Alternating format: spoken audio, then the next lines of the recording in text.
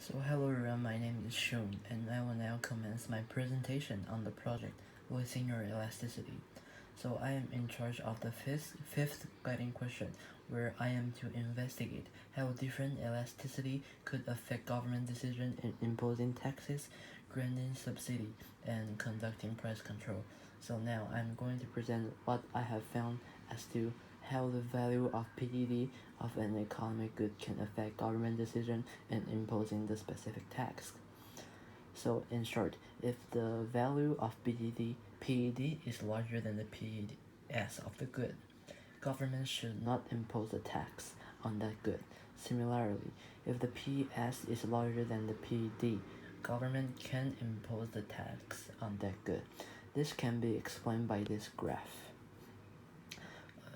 where this demand and supply curve indicates PS is larger than PD. As you can see, the PD is quite large where the slope of the supply curve is quite shallow here.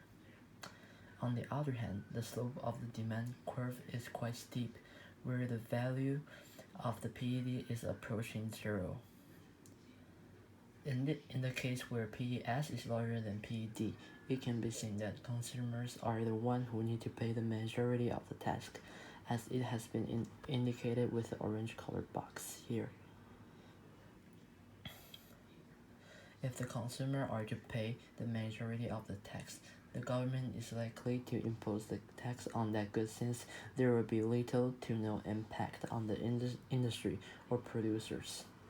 The specific example of this case can be seen in the tobacco industry, where tobacco has a strong inelastic demand since consumers are addicted to the good and are willing to pay more and more money for the tobacco because they can't help consuming it. So next, I will be examining the relationship between YED and the price control of the government. So this one is quite straightforward. So if the YED of a luxury good gets larger to a great extent, the government needs to start their price control on those goods. This can be explained fundamentally with the formula of YED, where the percentage change in demand of a good is divided by the percentage change in the income of a consumer. Here, a large value of YED indicates the percentage change in demand of the good is quite larger than the percentage change in income, and this case can be seen in the market of diamond, where the goods are considered luxury goods, and consumers are willing to pay more and more when their income increases along the way. So in this case, some producers would think that setting an outrageous price to their goods is still acceptable for the consumers as they are craving for the products. However, this instance disrespects the right of the consumers in regards to purchasing the goods with reasonable amount of money. So in conclusion, government should conduct price control, especially on luxury goods when their YED is large, in order to ensure the right of the consumers.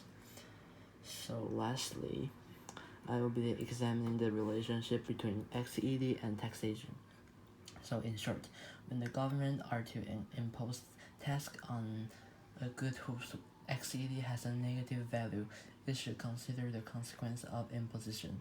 When the good in question has a negative value of XED, it shows it is a complement good for other goods. So in this case, if the government were to impose the tax, it would not only affect the demand of the good in question, but also its complements. In other words, the effect of the taxation will be comprehensive. This can be seen in the market of PlayStation 4 and its game software.